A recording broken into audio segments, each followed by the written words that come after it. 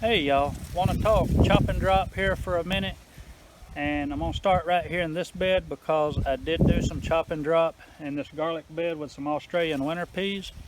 The first part of this experiment was interplant a living mulch, which was the Australian winter peas, and that didn't go so well because I let the winter peas get so big and basically crowd out the garlic, and now the garlic's way behind because of that. But as far as the chop and drop goes, I've got a really good ground cover. A ton of biomass came out of that, and I want to show you how it did right quick, and then I'm going to do some more chop and drop in another bed.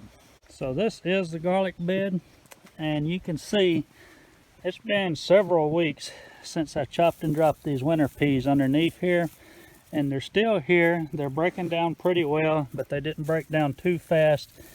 And when I lift this up, there's a lot of good stuff going under here, and the way the dirt feels, or the soil feels really great, and I'm pleased with it. Now the way that's piled on top of the soil right now, for something like baby greens or anything that I direct sowed with say the Jang seeder, that wouldn't work at all.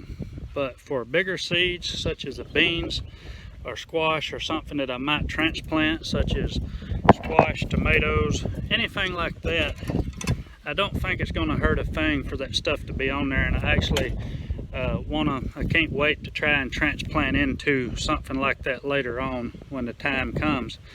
But on this one, I'm in the squash bed now. All of this on the side is radishes. So let's talk about what's happened here and what's going on here. So I don't know, a month or two ago, I made a new bed here.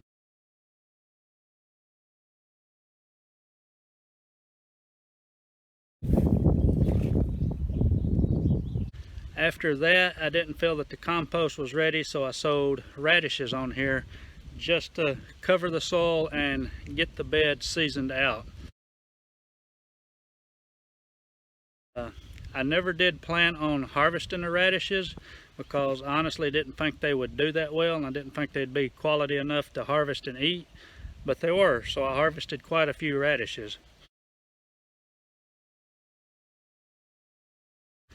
After I harvested all of the radishes that I wanted out of here, I pulled one strip out of the middle there, big enough to get a tilfer through, and I tilfered the middle.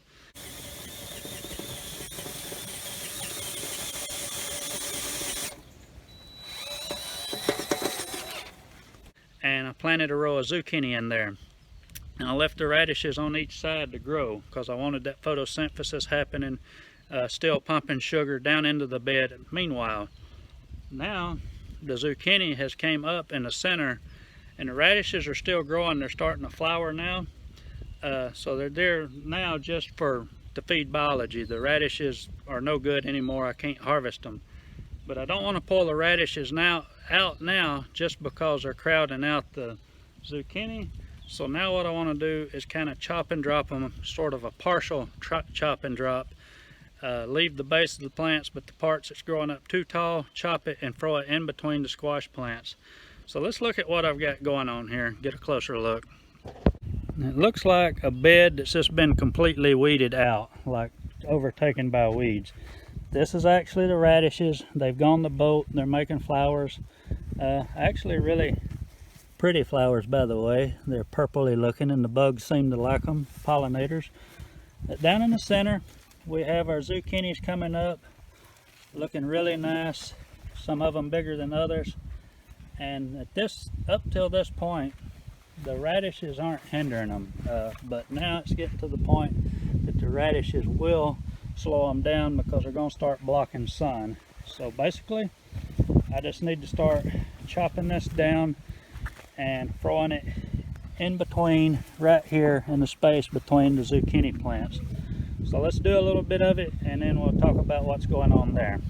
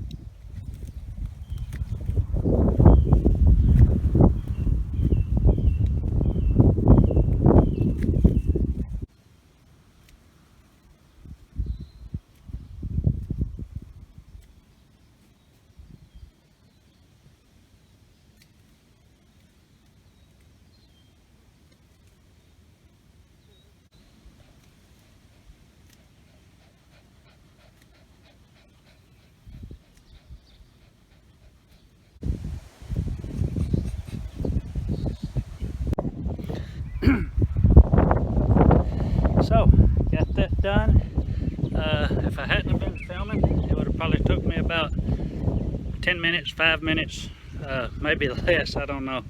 And it was kind of fun. I like playing the crazy lumberjack with the pruners.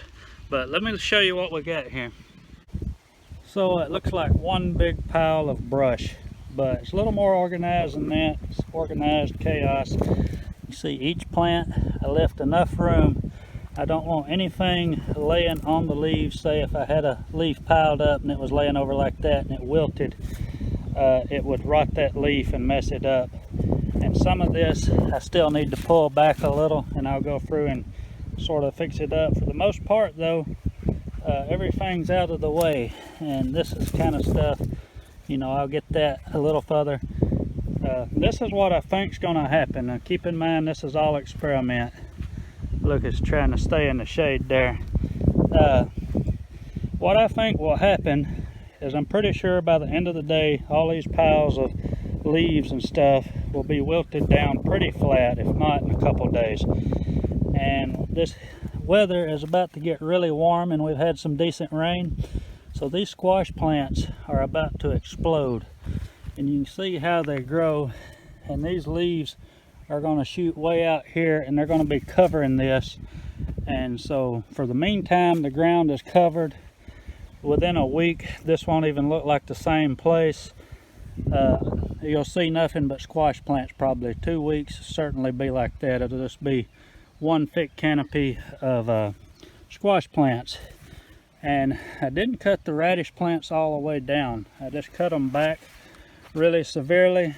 You can see the stumps here, but these will shoot out new growth. And again, I want to keep that photosynthesis and all them sugars pumping into the ground. Now I may terminate the radish plants completely at some point, but I'm just going to go and do it periodically. This didn't take but a minute to do, and I can come back in a few days as this stuff grows up and cut more and throw back there. And if the radishes, the live radish plants, start getting in the way of the squash, I'll just cut them down at the ground and leave the roots in there to rot, and that'll be even more stuff. You see the radishes, some of them have gotten pretty big. There's some really big ones in there. So try to keep everything working for me all of the time. A lot of people think this may be a lot of work, but like I said, it didn't take me but a minute. It was kind of fun. So a little bit about my chop and drop experiments. I've been wanting to do this video for a few days now, but I was a little bit inspired by a video that came out by Diego Footer yesterday, asking the question, would you be better off chop and dropping, or would you be better off taking all the biomass out and starting a separate compost pile and then applying that compost back to the beds? I'm on the fence about that. I'm not sure, but I still want to give the chop and drop a chance. Diego kind of was going against that. I doubt he'll ever see this video, but I want to follow it through and see what happens. My theory is that this stuff, by composting right here on the ground, it's less about the nutrients that's in here, but more about the life, the worms and stuff that are going to be under these piles. Because if you ever move the compost pile, you just see it's just teeming with microbes, worms, all kind of stuff that's really good for the dirt. And I think that may be the bigger benefit of this. And again, it won't work for something like baby greens or any kind of direct sown plant where you got small seeds and you're using a seeder, a jang or something. But these are squash plants. I direct seeded these. I could have poked them in with plants, transplants.